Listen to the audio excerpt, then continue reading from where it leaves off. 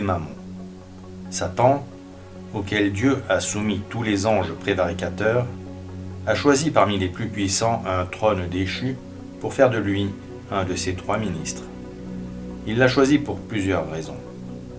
D'abord, parce que Dieu repose sur les anges du cœur des trônes, et que Satan, dans sa folie, cherche toujours à singer Dieu.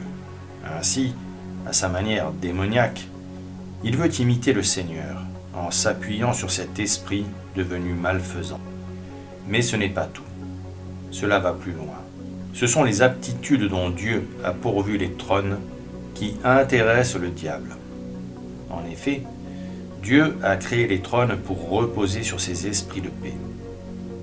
Et il les laisse porter son esprit et le communiquer aux anges inférieurs et aux hommes, en leur apportant la paix du Christ. Le singe de Dieu a donc voulu un esprit déchu de ce cœur, pour porter son esprit chaotique et communiquer sa malédiction aux hommes cupides, qui n'hésiteront pas pour construire la paix de Satan à porter la guerre et la division pour de l'argent, puis à construire une fausse paix mondiale pour favoriser les transactions commerciales entre nations et installer le règne de l'argent tout-puissant. Mammon, trône déchu, propose donc aux hommes une paix frelatée, basée sur le commerce et sur l'argent, au lieu de la vraie paix du Christ. Cette paix solide et véridique, construite par la charité qui vient de Dieu, et qui relie et unit entre eux les hommes en état de grâce, par et pour notre Seigneur Jésus-Christ, en faisant d'eux les membres d'un seul et même corps, le corps mystique du Christ, l'Église catholique. Ainsi, ce démon particulièrement puissant s'échine à subvertir chez les baptisés la conscience que le principe sur lequel doit se fonder la paix, c'est notre Seigneur Jésus-Christ. Par le biais des antichrists qui se succèdent sur le trône de Saint-Pierre depuis 1958, il œuvre insidieusement pour que la catholicité sous l'emprise spirituelle de ses séides adhère aux faux principes de paix mondiale procédant d'organisations humaines supranationales, approuvées par un œcuménisme interreligieux sulfureux.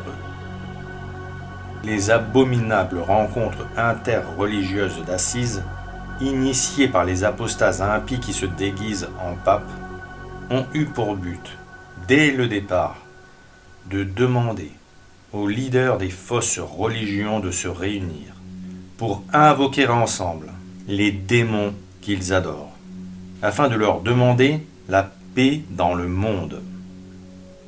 Ces profanations d'un haut lieu de la chrétienté posent les fondations d'une fausse religion syncrétique universelle à venir, censée garantir la paix, mais ne garantissant en réalité qu'une grande moisson d'âmes à Satan, en incitant les catholiques et les habitants de la terre entière à idolâtrer la fausse paix du monde pour préserver le confort matériel qu'offre le monde par l'argent. La reconnaissance du bien fondé de l'ONU et de son rôle de garante de la paix mondiale par les exterminateurs vêtus de blanc, supposés être vicaires du Christ, alors que le Christ est exclu de cette paix, est une autre facette de leur imposture. L'adhésion en 1964 du Vatican à cette organisation internationale, puis le discours du « pape Montini » à l'ONU l'année suivante, servirent de justification à ces rencontres interreligieuses et contribuèrent chez les catholiques au rejet de l'assurance que seul le Christ peut garantir la paix entre les hommes. Ce rejet du doux sauveur, comme pierre d'achoppement de la paix mondiale, conduit les catholiques intoxiqués par les doctrines de Vatican II à confondre ennemis héréditaires et frères. Alors, c'est un fait aujourd'hui patent que Mammon, dans sa déchéance, a gardé assez de puissance pour communiquer au monde une fausse paix, construite sans le Christ autour de l'argent, antalgique qui n'empêche ni l'inquiétude ni le trouble de l'âme, mais au contraire les exacerbe. Cette paix qui s'achète lie les nations par le commerce, tout en permettant aux suppôts de Satan de dépouiller tous les habitants de la terre de leurs biens terrestres, après en avoir fait des êtres matérialistes, ignorant tout de leur double nature corporelle et spirituelle, et ne comprenant plus le pouvoir immense de la prière et de la pénitence sur le cœur de notre Seigneur. Saint Jean nous a mis en garde contre ce monde. Méditons ces paroles, faisons-les nôtres. N'aimez ni le monde, ni rien de ce qui est dans le monde. Si quelqu'un aime le monde, l'amour du Père n'est point en lui.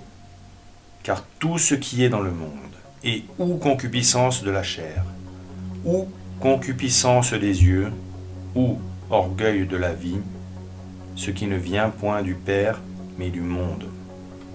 Or, le monde passe, et la concupiscence du monde passe avec lui. Mais celui qui fait la volonté de Dieu demeure éternellement. Mes petits enfants, c'est ici la dernière heure. Et comme vous avez entendu dire que l'Antéchrist doit venir, il y a dès maintenant plusieurs Antéchrists. Ce qui nous fait connaître que nous sommes dans la dernière heure. Ils sont sortis du milieu de nous, mais ils n'étaient pas des nôtres. Car s'ils avaient été des nôtres, ils seraient demeurés avec nous. Mais ils en sont sortis, afin qu'ils fussent reconnus, parce que tous ne sont pas des nôtres. Quel fut leur plan de bataille? Qui furent leurs valets ici-bas?